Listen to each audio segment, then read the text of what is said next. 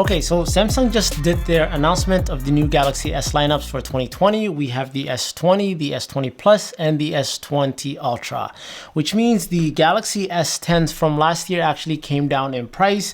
And some of you are probably thinking this is the perfect time to pick up the Galaxy S10. But the question is this phone worth it in 2020? So I have actually used this phone on and off for the past year, and I want to go over some of the stuff that are great about this phone and something that I think could be improved or maybe a deal breaker for you. So let's check that out. Okay, so first of all, I think the phone looks great. It doesn't look dated at all, and the design is still relevant for 2020.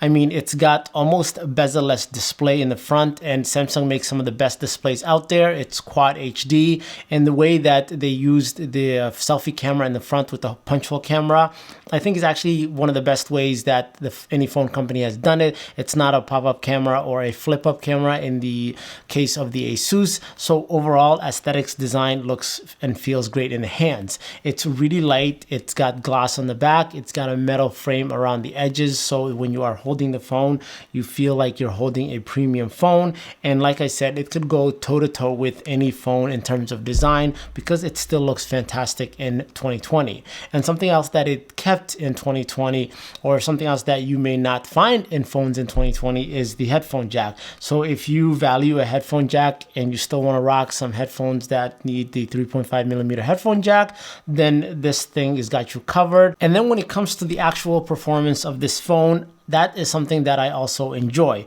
Now, if you're a spec head and you want to know what type of specs are in this phone, here you are. They're on the screen right there.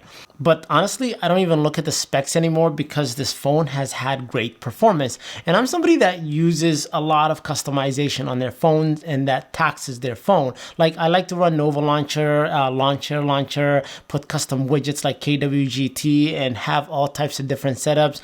And at any given time have like hundreds of apps on my phone because I'm trying to do different things for my channel. And personally, I just like to customize my phone. And throughout this whole year, every single time that I have used this phone, it just goes real fast, smooth. There's no force closes, there's no hiccups, there's no lag at all.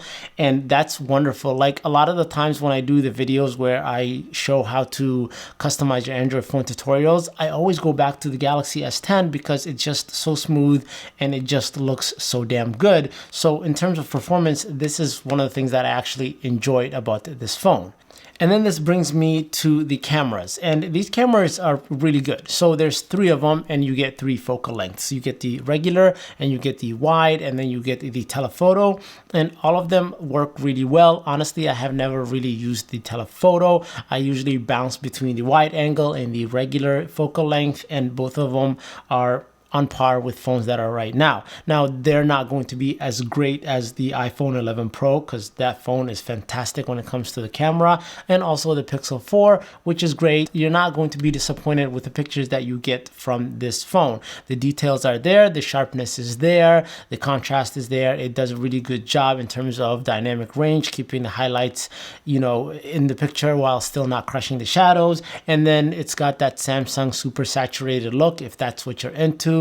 And there's a bunch of different options that Samsung throws into their camera app, and I haven't used more than like a quarter of the features, but when it comes to taking photos, I'm very confident in having the Galaxy S10 in my pocket. Now, all those things are great. So like physically, the cameras, the software, and which are the main things that I actually look for in a phone. But there's one thing that I feel like this phone is suffering from. And if you've guessed it, congratulations. If you haven't, it's the battery life. So this thing has a small battery for a phone of this size, or for phones nowadays. I think it's 3500 milliamps or 3700 milliamps. I'm not exactly sure. I will put it on the screen though.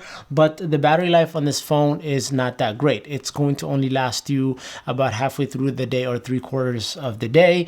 And that's how it's been from the beginning. And that's because of that beautiful display, quad HD, and just having a small battery. So if you are going to be somewhere where you can top the phone off around 2-3 in the afternoon, then great. Or if you have a portable battery bank that you keep in your bag when you're at school or wherever you are, and you could top it off around 2 or 3 in the afternoon, then that's wonderful. But if you're not going to be able to get to a charger till 5 or 6 in the afternoon, you're really going to have a hard time.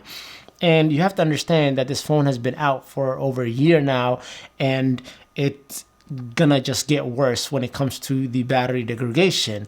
And this is where it's at now for me after using it for 12 months. And if you just pick it up now, I don't know what it's going to be like 4 or 5 months down the road. So overall, it's a phone that I would recommend and that I would say you should definitely pick it up for the price that it's going for right now in 2020, but with a little asterisk because of the battery life. If you can get past the whole battery issue, then it's a no-brainer to pick one of these up for 2020.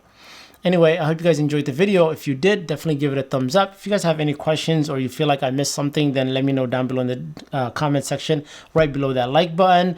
And if you guys are new to the channel, definitely consider subscribing. Thanks for watching. I'll catch you guys in the next one. Until then, stay plugged.